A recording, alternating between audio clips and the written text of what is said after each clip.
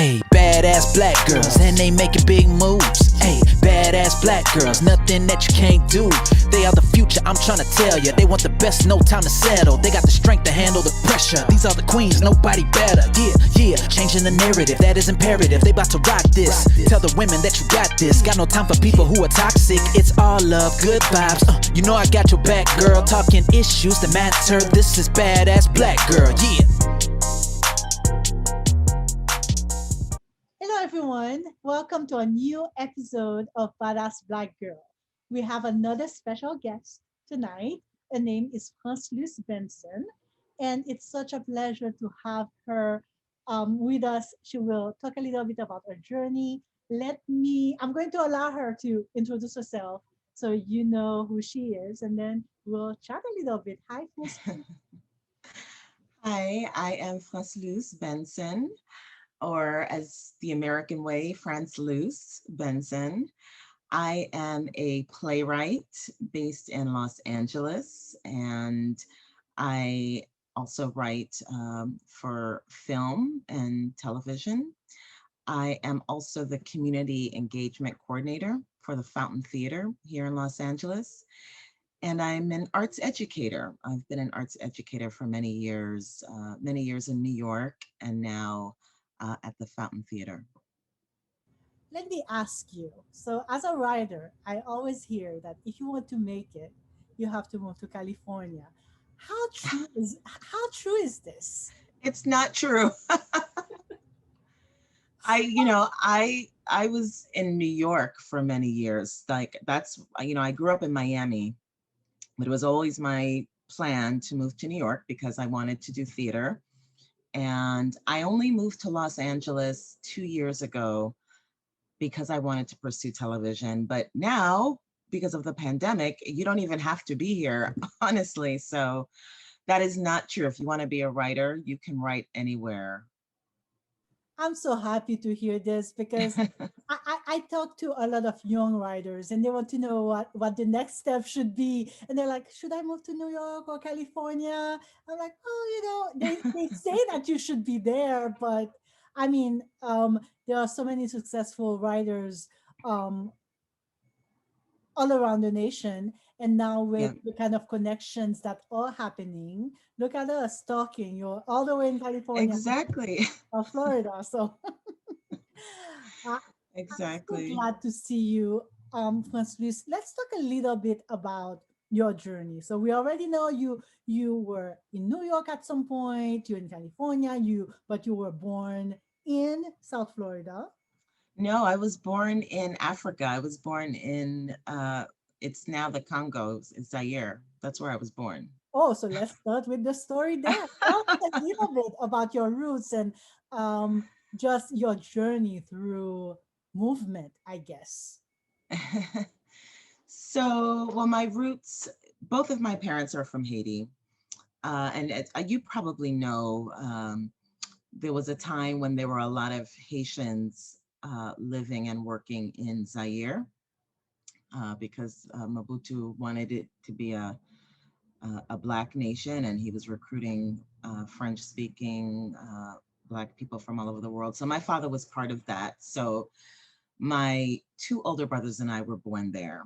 And we left when I was a baby. We lived in Montreal for a little bit, and we lived in Boston for a few years until I was 7, and then we moved to Miami. And it's funny, I do a lot of meetings in Los Angeles. That's the thing, is you take meetings and they always want to know about your background. And I really do feel like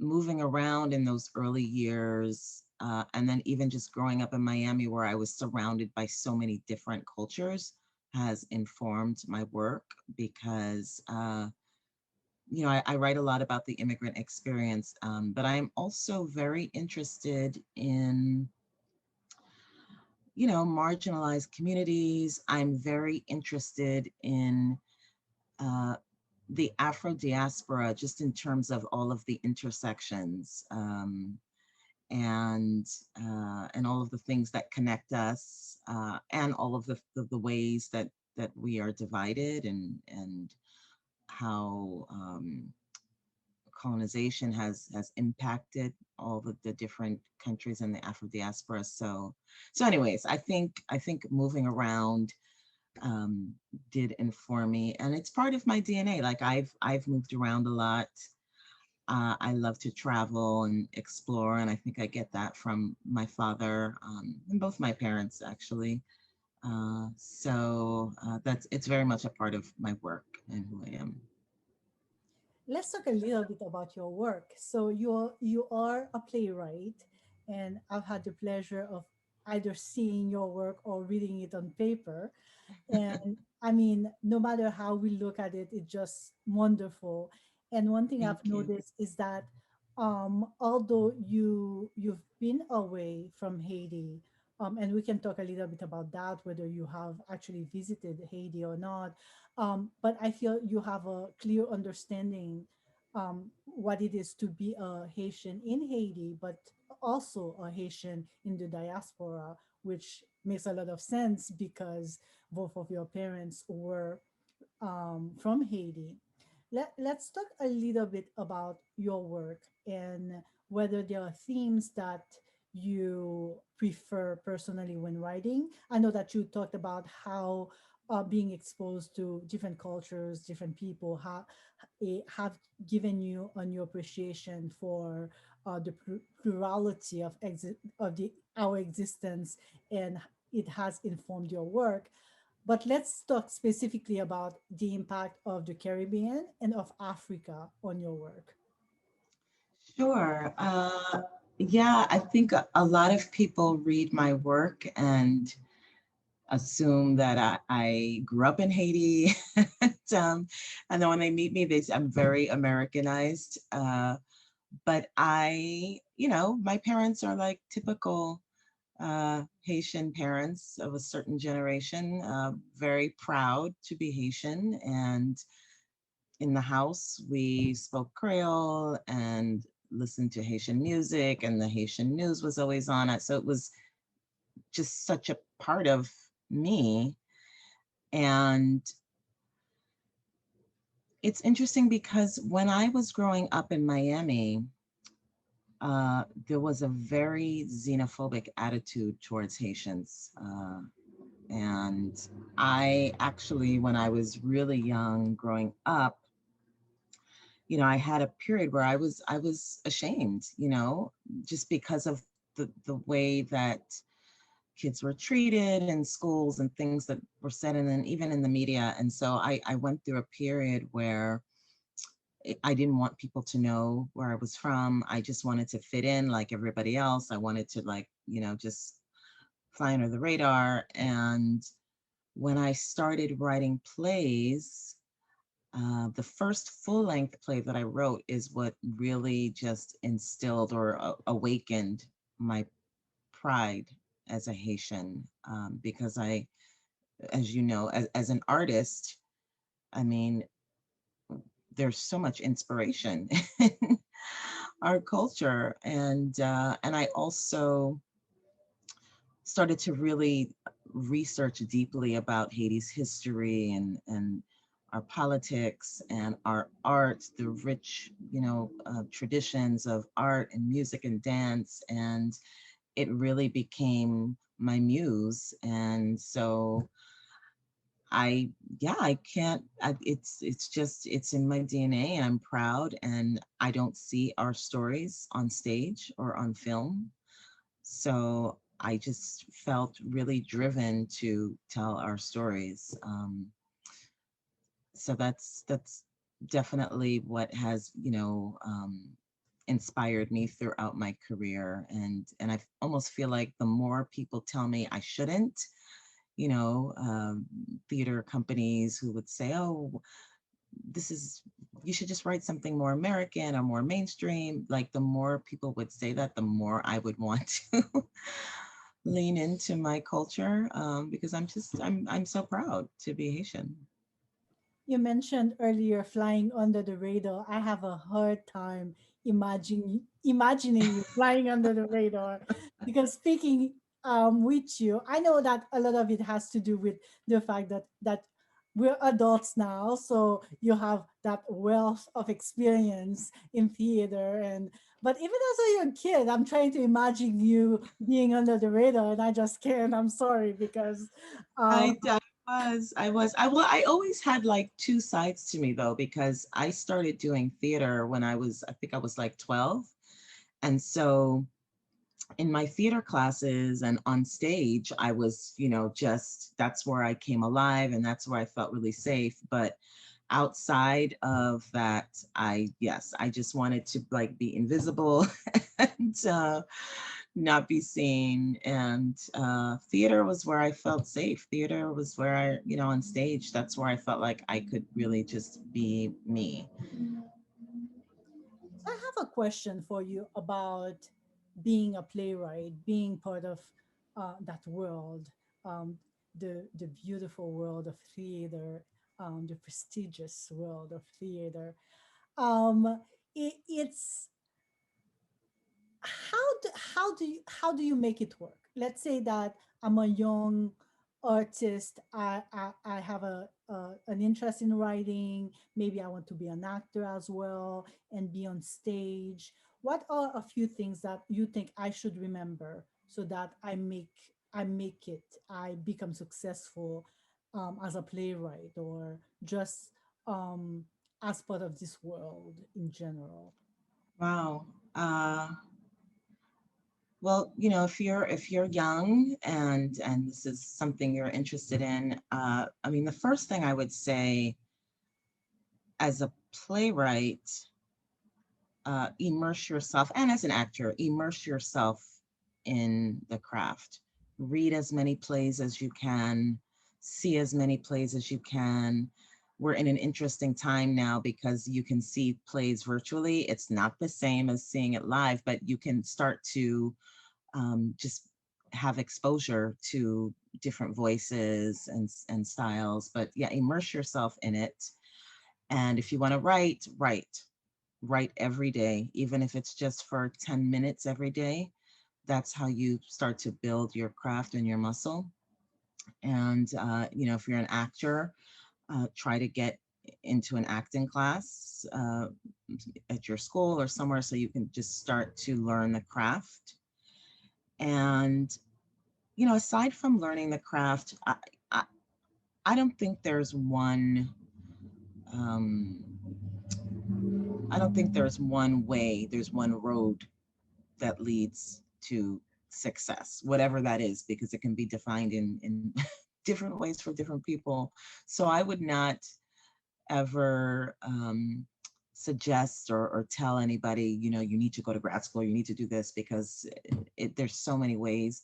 But start to nurture relationships. That's the thing that I would say. If you see a play that you really like, now we're in a time where it's actually possible for you to reach out to that person, even on social media. And someone just did that to me, actually, a young student. um I have plays on this database, the new play exchange, and she wrote to me and it was so lovely. She said she's young, she's a student, she wants to write plays, and she found my plays online, and she's been reading them, and she wrote me this lovely note. And I was so moved and touched and very impressed. And and I told her, please, if you ever have questions, if I'd be happy to talk to you. And so that's the way I think you do it, is nurture your relationships. If you have the good fortune to work on a show, to meet other writers, other actors, really nurture those relationships, because that's really the most important thing, next to learning your craft and really trying to master your craft. It's really about relationships, that it's so important. And so that's would be my big advice, is to really nurture your relationships with artists that you admire, artists that you want to work with, artists who are coming up with you. If your peers who also have an interest, nurture those relationships so that you can support each other as you develop your craft. But it's really about relationships. You mentioned earlier how a lot of those plays that you recommend emerging playwrights to watch, or even people in general to who enjoy theater to watch, might be available online. And that got me thinking about how much technology has affected all aspects of the arts. um, when we when it comes to theater specifically, what in what ways has it been affected by social media, or you hear about TikTok and Facebook, of course, is kind of a grandfather now. It's been around forever. And But now there's also Clubhouse and all those new platforms. How do you think that um, the availability of all those different platforms is affecting theater and how it's produced? wow, that's a good question.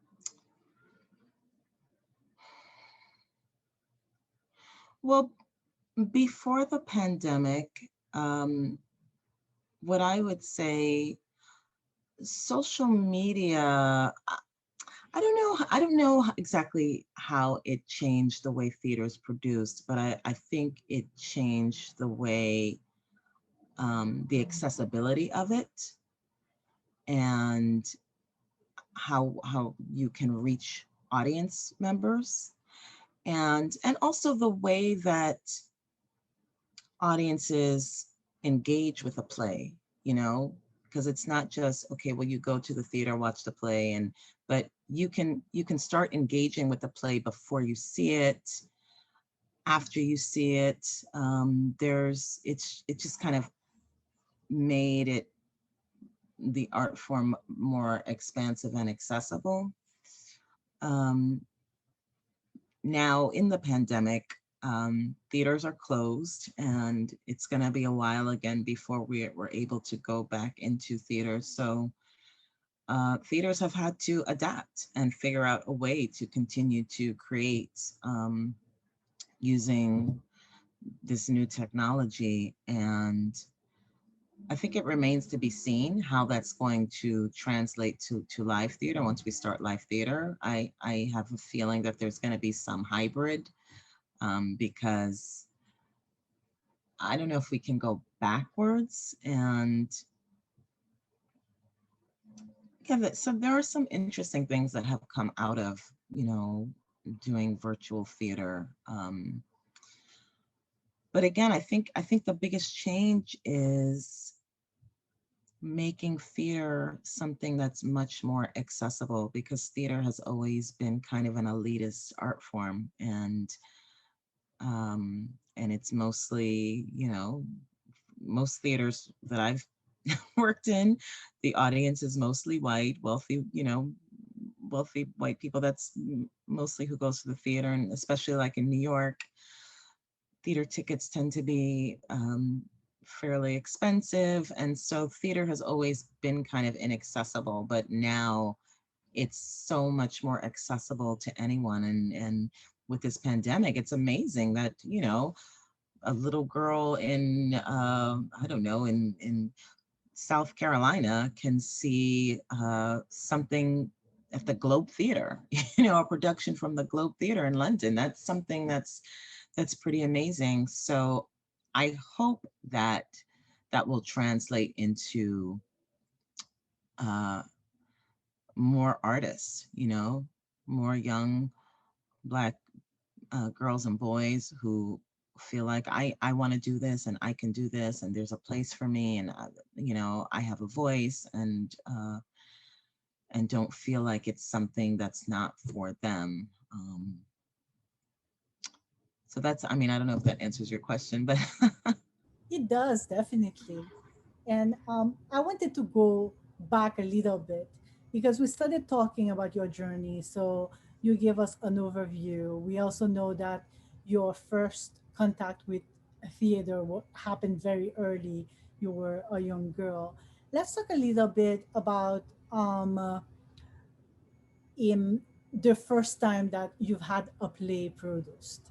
I'm really excited to hear about the feelings that came with it and how it happened, and um, just tell us about that experience. It's such a cool experience to have your play produced.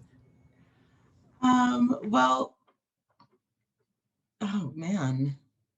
So when I was in high school, I had a play I produced in high school. We had this competition, and that was very exciting. But I think the first like professional production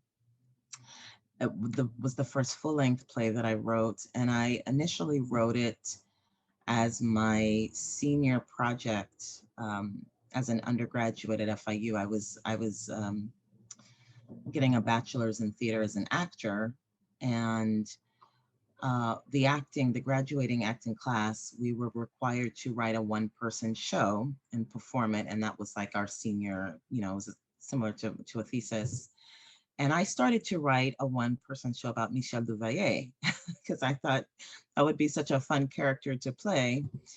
And as I started writing it and researching, and I, was researching the whole history of the Duvalier dictatorship, and then that was the first time I started to learn about the Loas, and I just was so inspired. So I asked my professors if I could write a full-length play instead, because I had this idea. And so I ended up writing this play called Silence of the Mambo, which started as my graduating project in undergrad. And normally when we did those plays, it was usually just students from the theater program, maybe friends and family. And I don't know how, but the theater was packed. There were people standing outside to see the play. And following that, uh, I was still in Miami. Some people from the Cultural Affairs Council um, offered me a grant to tour it. And so that was kind of the first production. I mean, I partly produced it myself with part of this grant and toured it around South Florida. And that was the first time. I remember I had a huge write-up. I still have it, but I'm not going to go dig for it now. But I had a huge write-up in the Miami Herald. It was like I was on the front page of the art section, and it was like a Wow. two-page. It was like, so that was really exciting. It was a great feeling because it was the first time, that was when I felt like a playwright and really like an artist. Like I created something that was really truly from my heart, and I put so much into it. And that's when I felt like, oh, I think I can maybe do this. So that was my first production. This is an amazing story, very inspiring too. The fact that you seem to have been taken aback by the fact that so many people attended. They were fighting for seats at some points and just standing up to watch it. Um, that's really awesome. And it leads me to the next question, because you mentioned this first play, and you also mentioned the fact that relationships are important in the industry. So let's talk a little bit about collaboration. So what are some of the projects where collaboration was necessary, or just collaboration in general? How important is it to collaborate with others when you are part of the theater world? Well, collaboration, I mean, theater is a collaborative art form. So you're always collaborating. I write the play, but then I have the director, I have the cast, I have the designers, I have the producers, artistic directors. Sometimes I have a dramaturg. I mean, it's a collaborative art form. You cannot do it alone. So collaboration is really important. And that's an important uh, part of the craft that you really have to learn if you want to work professionally in the theater, because it's essential. It's an absolute. must to know how to collaborate. And it took me some time. It's a journey, because it's difficult, especially as a writer. It's your baby, and sometimes it's hard to let it go, but you really have to trust that everyone that you're working with wants the best.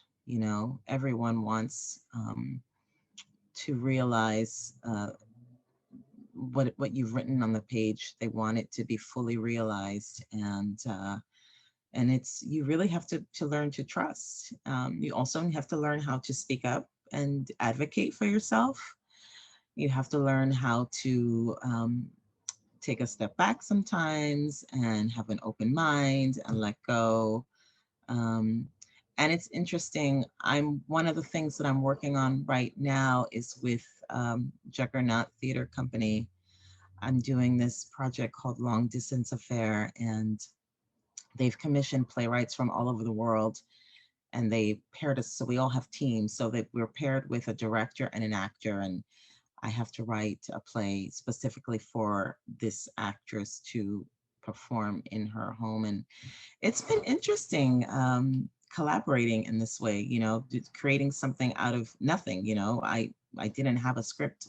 We had to meet, and she showed us all around her house on Zoom, and we talked a little bit about who she is, what's happening in her life. And so this has been, I'm still learning. I'm always learning about collaboration, because depending on the project, sometimes it's very collaborative. Like, I really have to depend on the people that I'm working with to help me to create what I'm creating. And sometimes, the play is written, the play has been produced, and it's really just about letting it go out into the world. But anyways, if we're talking about theater, it is a collaborative art form, and it's key to your success. I really like how you mentioned being open-minded. I remember I had a play performed at the Micro Theater in Miami, and I worked with a fabulous producer, and we had a long talk. She was suggesting a few changes to the script because she felt that it would work better, and it did work better. And it was just I guess I was lucky that it was just a great experience from beginning to the end. Then I was talking to another writer who also had a play produced, and it was a total nightmare because she could barely recognize her characters through some of the changes that were made by the Mm. producer and by the actors themselves. So can you talk a little bit about that?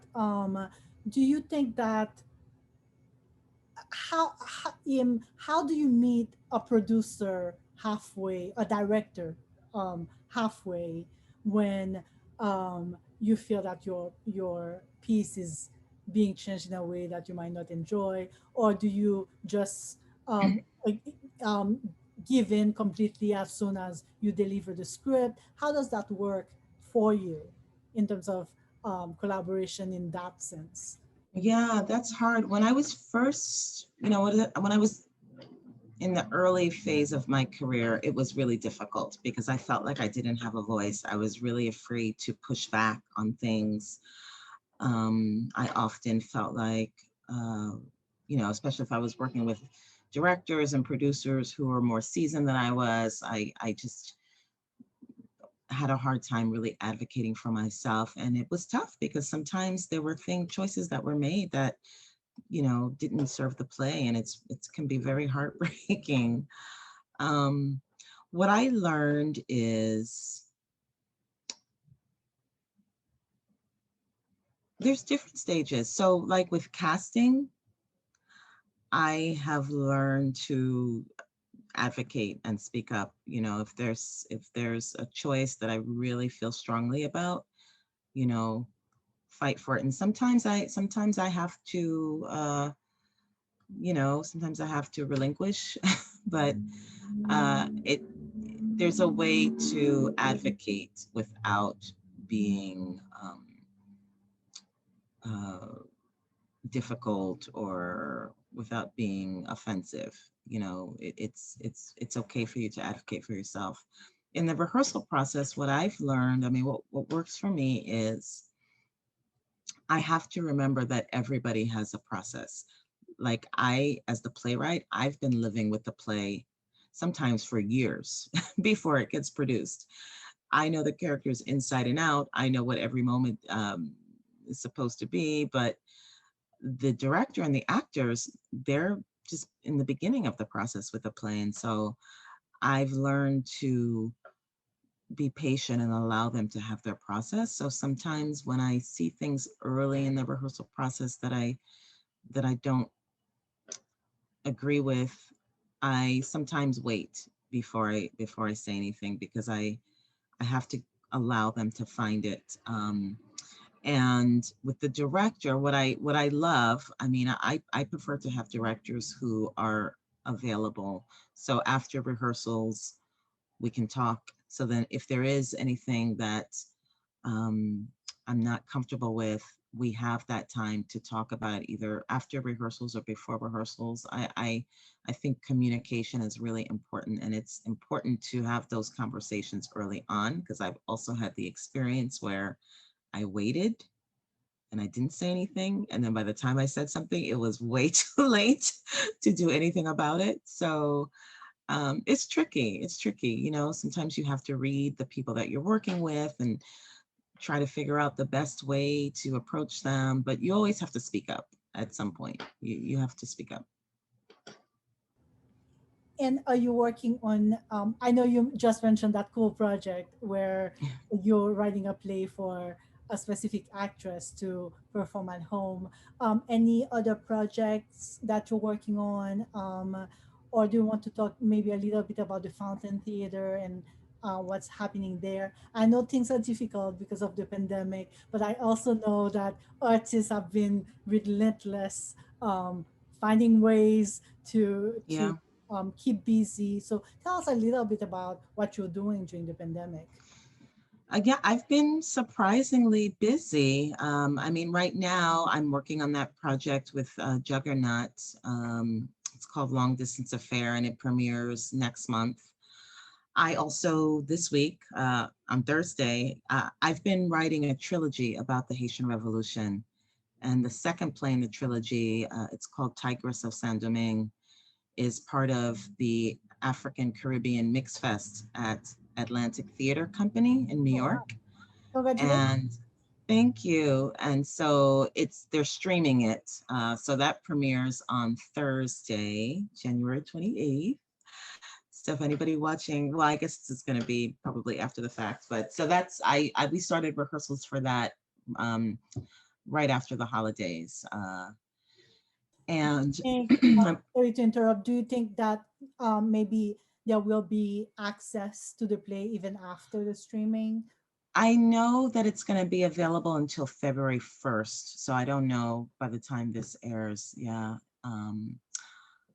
And so I'm doing that. I'm also working with Brata Theater Company on a project called Caribbean in Queens. And they have commissioned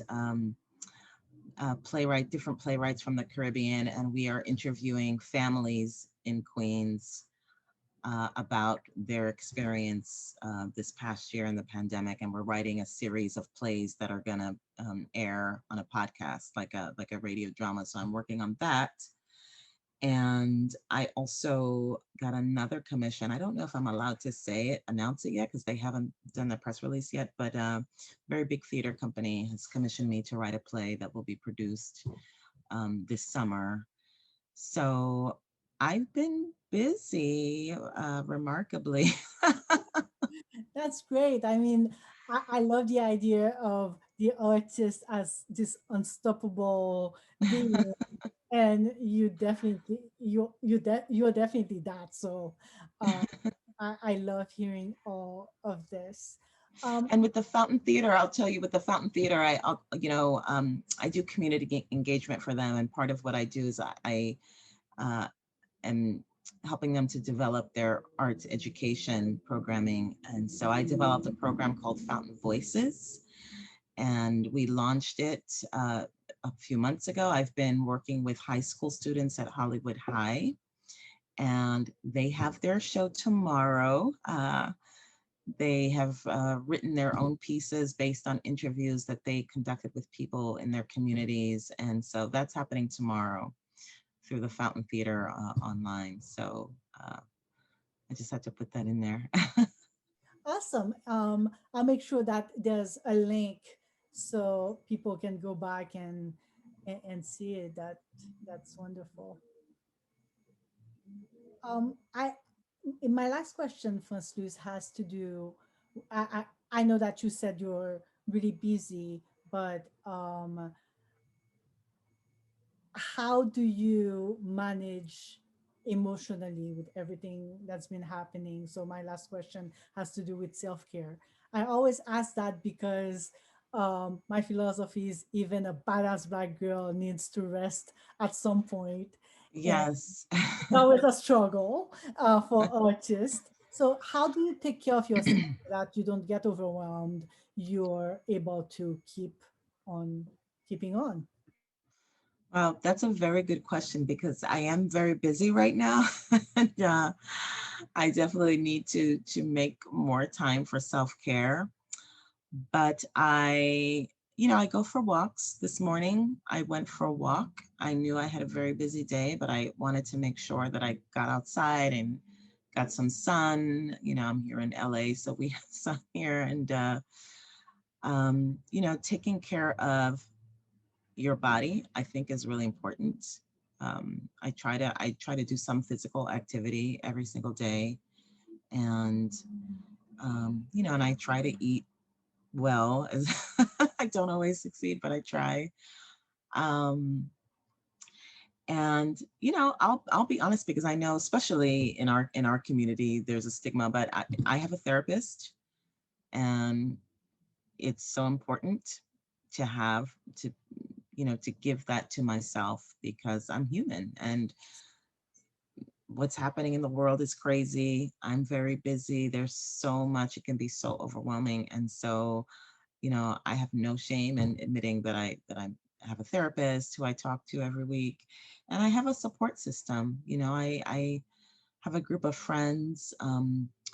In the beginning of the pandemic, we were meeting every week, once a week. We were getting together just to spend time together online and talk and check in with each other. I have a few groups like that. Some are groups of women, groups of Black women, but I have communities that I belong to, that I connect with regularly, especially during this time. It's so easy to isolate. So I really make sure that I make space to connect with other people, real connections with people. And sometimes, I think a couple of days ago I did this. Sometimes you can have a day where you do nothing, and just I love watch Netflix and stay in bed. So every now and then, just do nothing. That's great. I mean, I decided to get some rest last weekend. I felt so guilty at first, and then it felt so good. Like, oh, Yeah, and that's how I ended up joining Clubhouse, that new platform, because I'm I just have not relaxing in bed and ventured like, yet. so yeah, I love that advice. Sometimes you just need to not do anything, and Yeah, it's part of self-care as well. And yeah. I love how you're forthcoming with having a therapist. I think many people need to hear this. If you I do can, too. it's not just okay, it's um advised to for Yes, you to go and talk to someone. You don't have to wait until you're in crisis either. absolutely, Yeah, it's just part absolutely. of mental hygiene. And I'm a big proponent of just getting in touch with a therapist. And now with COVID, right? There are so many ways to access services online, and Yeah, yeah, so absolutely, yeah. There's a lot of help out there, which, wasn't the case for years. But now there's so many resources available for mental health. And you're absolutely right. Like, you don't have to wait until you're in crisis. It can just be something you do, just like, taking a dance class once a week, or getting your nails done once a week.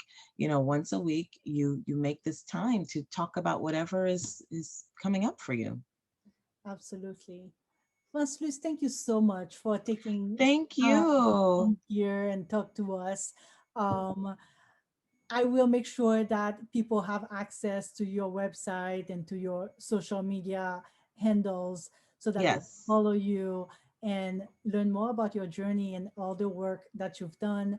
And I'll put all the appropriate links in terms of projects that you're working on or that you've worked on in the past that you would like people to visit. You're such a great role model for our youngsters, and I thank you for being such a So badass. are you. So are you. I'm a fan, so I'm really flattered that you asked me to do this. Thank you, and I'll see you again soon.